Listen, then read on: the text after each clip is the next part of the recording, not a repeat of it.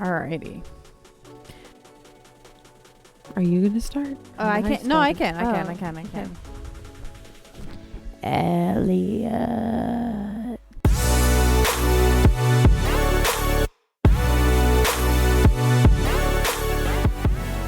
Hello, everybody. Welcome back to the Ride Home podcast. My name is Abby. Hey guys, I'm Caitlin. We are super excited because this is kind of our first bonus episode. Yeah. Where it is not a new movie, a new release. This is our first movie that is what many would consider a classic.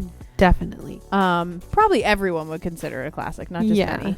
And we got lucky enough that our theater, shout out to Regal, hey baby, our theater was playing it this weekend. Regal does a lot of throwback movies, and we've seen Labyrinth there, which was great, and The Shining, which was amazing. Yeah. So this week we saw E.T. Yes. And I want to quickly mention that we are home again because of storms, and there is currently storming. It's actively thundering. It's summer in Charleston, and so if you hear thunder and lightning, we are safe, we are sound. Our cat is loafed on top of Caitlin's shoe right now. It's all good. Yep. Everything is just how it's supposed to be. We're just good to go. So I have seen E.T., but I have not seen it since I was probably 12 or 13 years old. So this was also a revisit for me. But since it was your first go, we're just going to toss it off to Caitlin, and you're just going to dive in. So somehow I went 31 years without seeing E.T. Incredible. And to be honest, I really don't know how I managed to pull that off. Right. You have older siblings. I have older siblings, and we were definitely a family of pop culture. Yeah, you didn't live under a rock by any means. No. Your family had much more deeper, limits, weird kind of subculture stuff that you guys watched. Culture. Yeah. Oh, yeah. And we just straight up watched everything that was mainstream. You were rocking with Titanic on VHS when it first came out. The first time I saw Titanic, I was 8 years old, and my mom didn't realize that there was already watched it. Straight up nudity in it, because it was a Christmas gift to me from a grown man, which is a little questionable. A little. He probably didn't see it, and he just thought it was a romance. This is going to be a side story real quick because it's my episode. There will probably be many side stories. Yeah. As a child, first and second grade, 7 and 8 years old, when Titanic came out. Yeah. I was Celine Dion's #1 fan. I owned many of Celine Dion's CDs, and I would pop them into a little boombox, and I would carry it out into the living room, and I would perform concerts. You did little performances. I would do at-home karaoke with Celine Dion, and so my whole family called me Baby Celine for many years because this was just something I did. Right. So because of that, my sister's boyfriend at the time gave me Titanic on film. Because of Heart Will Go On. Which, by the way, you still sing wonderfully. Yeah. That's one of your best. I love it. It's a great song. Somehow on Christmas morning, I just popped in both because Titanic was on 2 tapes because it was so long. I managed to watch both tapes in full of Titanic. Under the radar. No one knew. Kate Winslet's titty out in the living room. Yeah. And nobody caught it. No one saw. And then when my mom realized that there was nudity and that I had seen it, the tapes went bye-bye. And they disappeared. They were hidden in a closet until I was of age. Right. Whatever my parents deemed of age to be. Yeah. So that's the story of how I saw Titanic. So you weren't... But I didn't see E.T. Yeah, you weren't sheltered. So it is very shocking that you haven't seen E.T. It's very weird. Somehow... I made it this whole time from 1991 to 2022. It's also funny because there's a lot of cursing, and there's I mean, I remember being little and the joke where Elliot calls his brother penis breath from across the table. I remember that as a kid being oh my God, I can't believe that, because in our crazy conservative house. It was like unheard. But for some reason, like some movies were okay. Yeah. You had some weird rules. We did have some interesting rules. And there were some interesting loopholes. But E.T. was a loophole. So I did grow up with E.T. Yes. And I somehow did not. And so this was my very first time seeing this movie. Of course, like I knew some of the references because I've seen clips of it. Right. I've seen it referenced culturally. So like I wasn't like living under a rock entirely. I've just never seen the movie. Right. So I have some thoughts. Yeah. You know, some thoughts. My first thought was that as soon as it started, I had nostalgia. And I was like, why do I have nostalgia? Because I've not even seen it before. Yeah. I think it was just because of the music, because John Williams is a genius.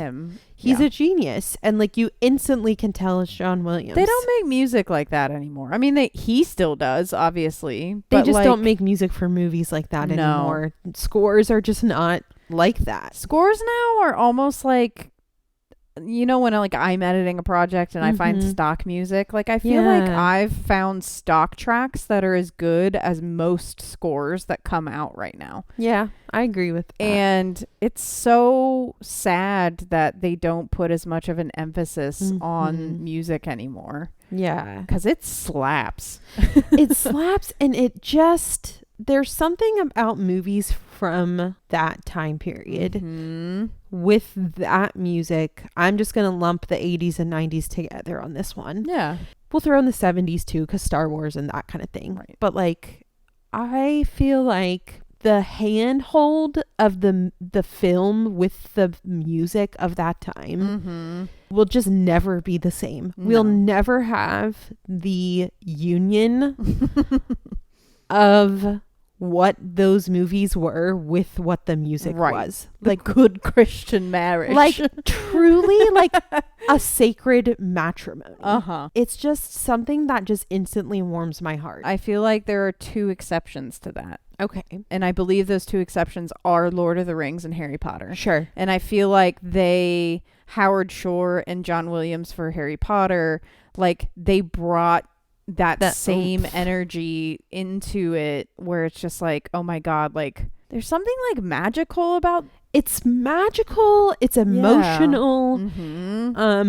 It's powerful. It's, I don't know, it's uplifting. It's almost like the romantic era of like music, where it's like it's supposed to be emotional and overwhelming and a little bit over the top. And like I feel like right now we're slipping into, I don't even know. Like now it's like we walk out of a movie, I'm like, was it even scored? Was there like was there music?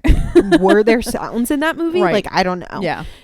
So I think it's just, it was so special in that sense. Yeah. Particularly for me, the ending. Like I felt like I was being like levitated out of my seat as the ship goes like it was like I'm going home with E.T. Yeah. Like it was just like what a like fucking way to end a movie. Yeah. It was like, you're right, like it really does give you that same feel of watching a Harry Potter movie, watching Lord of the Rings, like you said. Also like those older childhood adventure movies like The Goonies, or even like the deep cut ones like Indian in the Cupboard, and like all of those, like they all had that really vibrant music that it really was magic. And I looked over at you in the theater in the first scene on Halloween when Elliot first takes off on the bike. And there's just this swell of music. My entire body was got goosebumps again. So good. When they like bike across the moon. Yes. Oh my God. Okay, so watching E.T. gave me the same amount of feels as like being in Christmas time.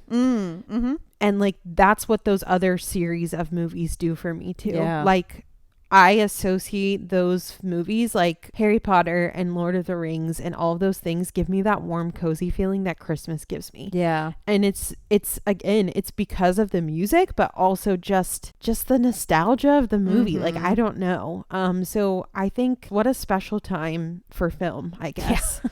Like, I think one of my favorite scenes out of the entire movie actually is when you first get introduced to Elliot and his family, and his older brother Mike is sitting around the kitchen table with his friends, and they're playing a game at the kitchen table, and each one of them has their own brand of soda, and there's Tab, there's Coke, there's Fresca, which Fresca was like my family's shit. Where did Fresca go? I don't know, but like we had it on stock in the Muchler house, and also at my grandparents' house there was always Fresca. Also, my mom had Tab like in an IV, like when I was a child. Like my mom always was drinking Tab. Also, Fresca and wine is an interestingly good combination. Oh, it's like a white wine spritzer. Yeah, but we used to make those. Yeah. Yeah. But that scene in particular, the lighting has like those lamps that you had in old Pizza Huts, and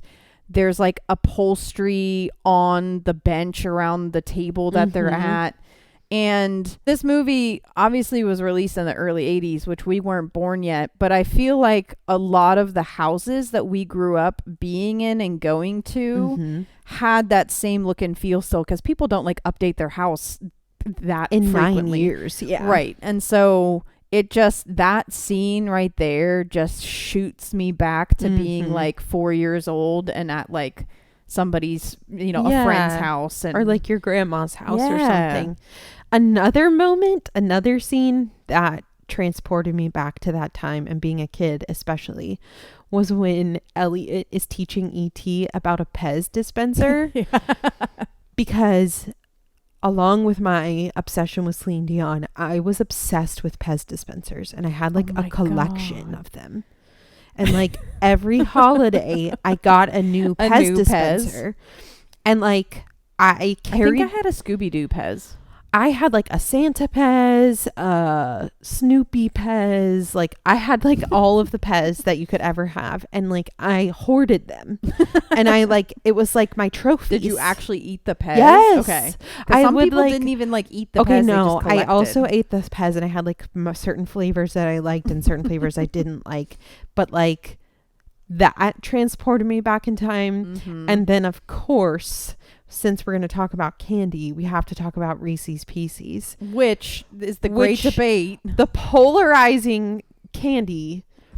So I'm a Reese's Pieces, and you married a Reese's Pieces, and I married a Reese's Pieces. This is a Reese's Pieces home. I don't think you can marry someone who says the opposite of what you say on that. I can't even like say Reese's Pieces. Is that the Reese's Pieces? Reese's. Like, what kind of psychopath says that? And like, here's the thing is, I know you're trying to be like, I know it's like, oh, well, that's the correct way to say it. Like, it's just Reese's Pieces. Okay. Like, I don't know what to tell you. Right. Like, I know Pieces isn't a word, but neither is Reese's. So like, who cares? Like, right.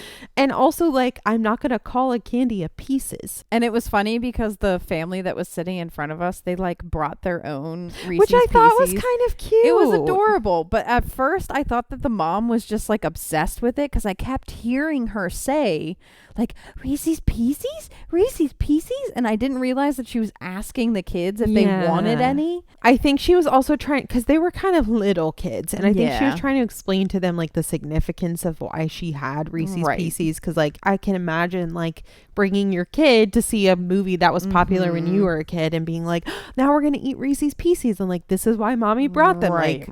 Whatever, but like you don't have to like do that during the movie. Like, it was fine. It was just like at first, like, Jennifer, they got it. like just give them their damn candy. I just thought that she was just like so excited to see the candy on the screen that she was like, ooh, Reese's Pieces. She said Pieces. She said Pieces. Good.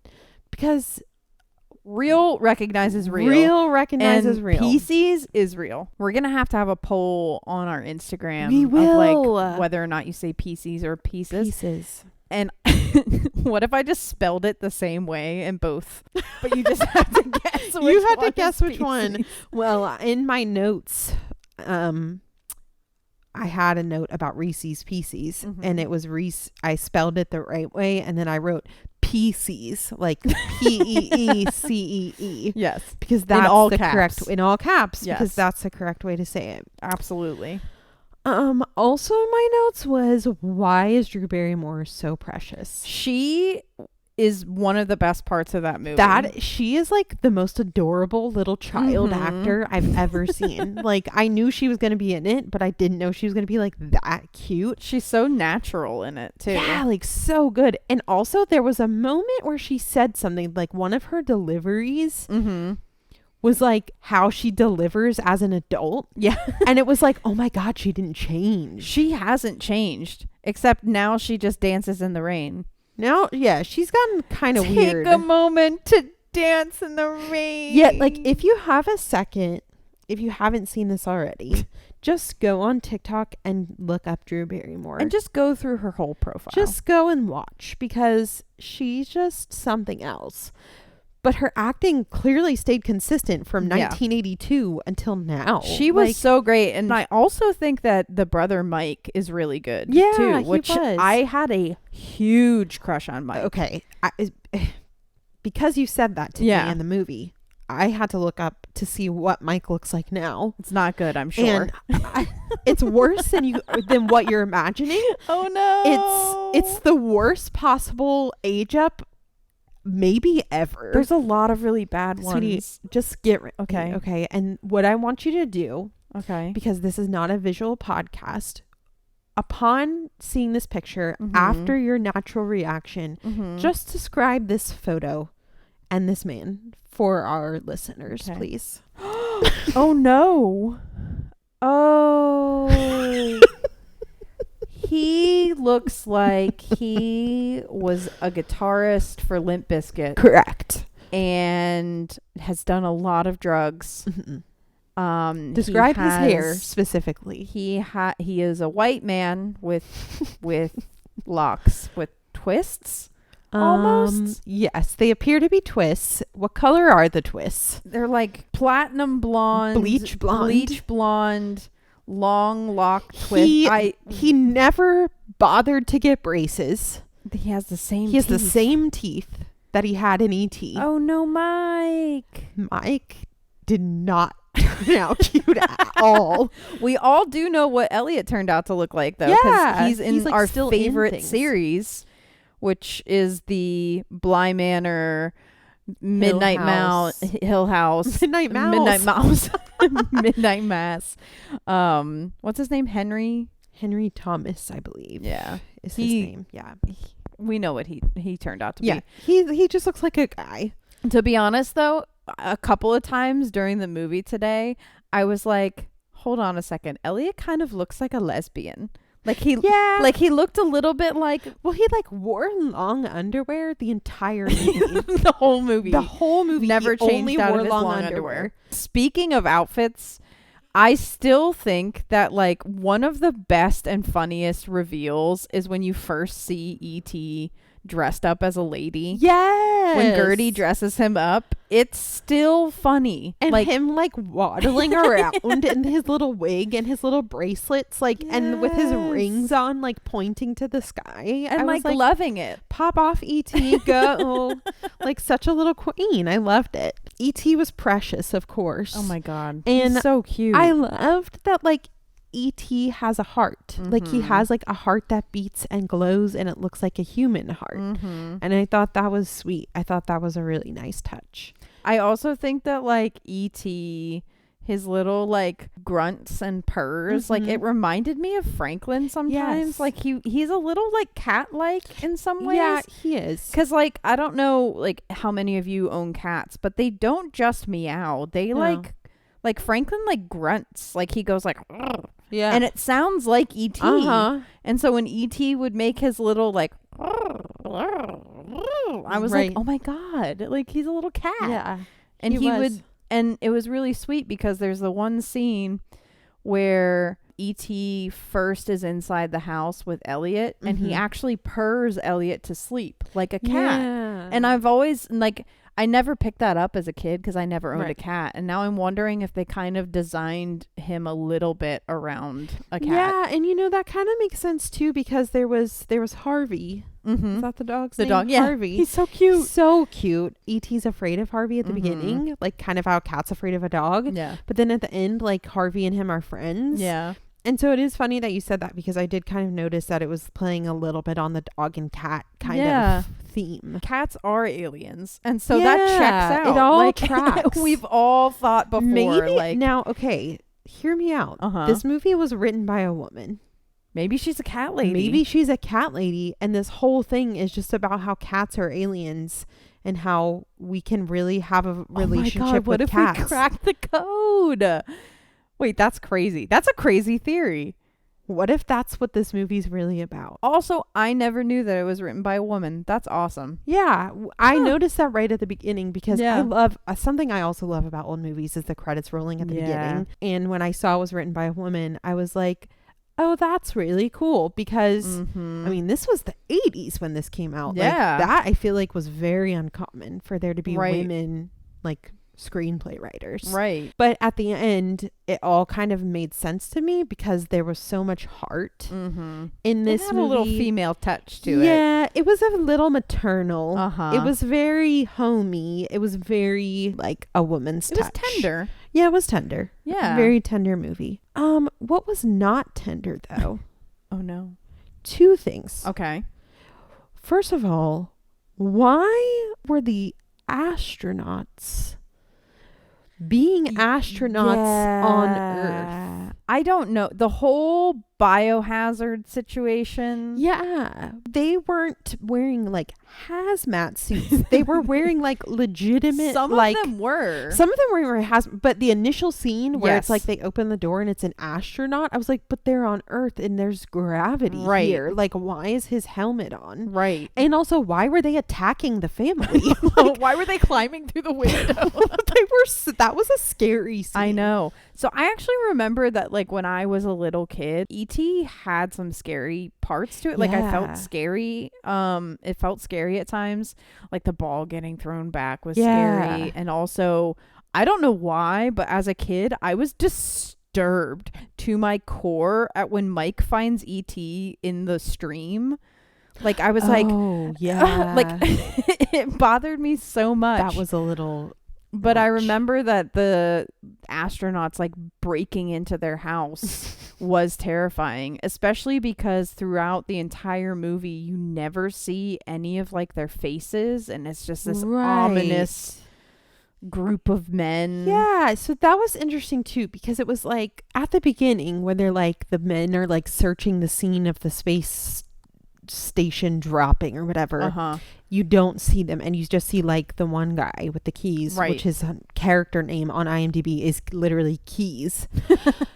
And it was like, who are these just like random men in trucks like hunting for aliens? And I thought they were like not poachers, I guess, but like some sort of like alien hunters. Like storm chasers, but aliens. And so I was like, what's going on? And then like later it's like it's an astronaut. But then like Keys is here, and it's also the police and like the SWAT team and the FBI. Also the federal government, it says on like their trucks. Yeah, it was like every agency ever, which I was like, whoa, like that's so telling of the times of like how afraid of space we all were. Also, one of my favorite things is that they cover the entire house in a hazmat like bubble basically, and like a tube running out to the truck that they're gonna remove ET. And then like while they're all working on ET, all of them take off their masks at one point. And there's no reason why they take them off. They all just like decide at one time that they're just like, oh my God. But you know what I've realized? It was like the moment where they revealed who Keys was, because like Keys, we finally see his face, and it was like they revealed it, and it was like we were supposed to know who that was, right? And I was like, who's that guy? Like, we don't know him, because it was like the music was very suspenseful, and it was like da-na-na, and his face, and I was like, it's a guy. Yeah. Like, who is that? Richard? Like, I don't know. Right. Like, just a person. John. And then, like, all of the other adults start taking their masks off. And it was just like... Which even when he lets all the frogs out in the school building, you don't see the teacher ever. Right. And so it's this weird thing where you only see the mom for the entire time. About? I don't know. I'll have to... Maybe we can look that There's up or some like unpack that. To I don't know. I'm sure. I want to say that maybe it has something to do with that they're men, and that Elliot has daddy issues because his dad left. Yeah. And like he's missing his father. Yeah, maybe that's like a part of it. Sure. Is that like, you know, his only connection right now to like adults is his mom, and like he blocks men out from his life because he's maybe something like that. But I did notice that on this viewing that I never noticed as a child. Mm-hmm. Which, because this was my first viewing and I'm an adult, I picked on that. Yeah. Like right away. I mean, we both picked up on it, but it was just like, oh, that's interesting. Like we're only seeing the mom. The other thing that I thought was interesting and scary is like, I genuinely thought E.T. was going to die. And I was like, okay, what the hell? Like, you were ready to fight. Killing E.T. Right. Like, we can't do that. And then I had a moment where I was like, no, they're not going to, like, this is a children's movie. Like, they're not going to kill E.T. Like, but then I was also thinking like, okay, but this was made in the 80s, and like children's movies in the 80s and 90s are some of the most traumatic things I've ever seen. Right.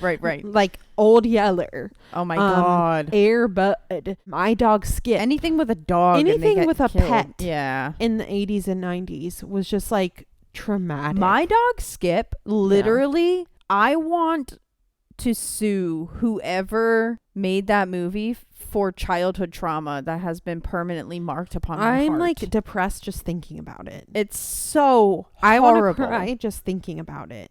Who signed off on that Who movie? said we could see that when we were children? I don't know. Well, I feel like nobody really thought. They were just like, oh, it's a cute dog movie. And then we watched it, and it's never just a cute dog movie. Never. DoesTheDogDie.com. DoesTheDogDie.com. Use it. Save your life. Yeah. But in the 80s and 90s, we didn't have that. And we didn't have DoesET.com. So we all just sat around and thought E.T. was going to die. Mm-hmm. And then he comes back to life, and it's great. His little glowy heart. His little glowy heart. I could feel you melting, like, in the seat next to me. I could feel your emotions seeping out of your body. The fact that, like, not just his glowy heart, but the fact that their brains were, like, connected and that their brain waves were, like, matched. Yeah. Like, it was so sweet. It was so precious. I just thought, what a sweet movie to see, you know? And, like, I think... especially now, like, I'm gonna tear up, like, especially now, like, at a time where I think we all tend to feel extremely isolated and disconnected. It was just really cool to see a movie about connection. And not only human connection, but like connection with something other than yourself, you know, other than something like you. And I think it still holds up. Absolutely. 30 years later, 40 years later, really. Yeah. And wow. It just 40 years. Wow. 40 years old. And 40 years this year, actually. Yeah. And I agree with you. And I think that like one of the, like the special parts about it was being in a theater with every age group. There was like a family with like they're showing their like young kids, and there was another family sitting in front of them with their kid, and there was us, and obviously I was showing you for the first time, and there were some older people behind us too, and like it was a really cool mix of people. It was a very cool mix, very like every different age and race in one theater watching this movie on a Saturday and I afternoon. think that's what this movie is about. Honestly, it's about connection, and the more I talk about it, the more special it is. I have to say right now, Caitlin is actually I'm like actively crying and wiping tears because it's an impactful movie. And like, I think seeing it now and having never seen it before,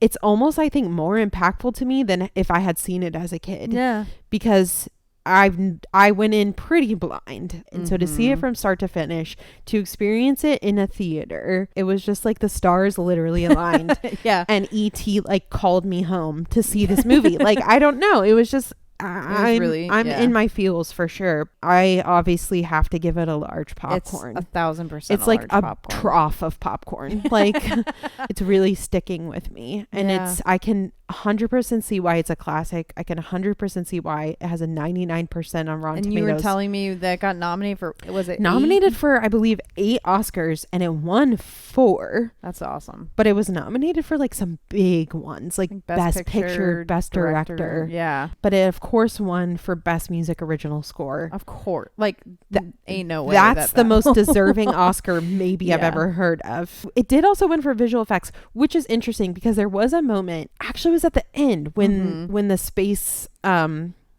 ship is flying away. And I was thinking to myself, this came out in 1982. Right? Like, that was some pretty advanced visual effects. Some of the movies that we grew up with, I feel like, you know, like Jurassic Park or Star Wars or E.T., like, I feel like their practical use of special effects, sometimes, like, it's better than what we have now. Yeah. It's almost more impressive. They were really using their brains. Yeah. Oh, yeah. Like, they were really, really having to use their brains yeah. because they didn't really have, like, the advanced technology that we have now to make that. So, like, they just, like, were out there, like, making that shit from scratch. Absolutely. And which is so cool. If you made E.T. right now. No. Hell no. Yeah. It just wouldn't be that. It wouldn't be that at all. Man, shout out to Steven Spielberg. Like, I know he's directed so many movies that he's almost, like, mainstream. Sure. Like, I feel like people, when they list their favorite, especially people, like, I was a film major and I know a lot of, like, film bro nerds, and they might drop some, like, more deep cut director names, like, oh, my favorite director is Stanley Kubrick. Right. Every time I see a Spielberg movie, I always think to myself, like, I've never said, oh, my favorite director is X. I've never said that. Sure. But when I actually watch a Spielberg movie, I'm like, it has to be him. Yeah. He has directed so many movies that, like, are my childhood. You know? Like Hook. Oh my God. Yeah. Like, this movie, there's just so much that he has given to us over the years that I'm just like, he has to be. Yeah. Like, he has to be my favorite director. Yeah, so I'm saying that live, putting it out there. Yeah. First time. Wow. I'm saying it.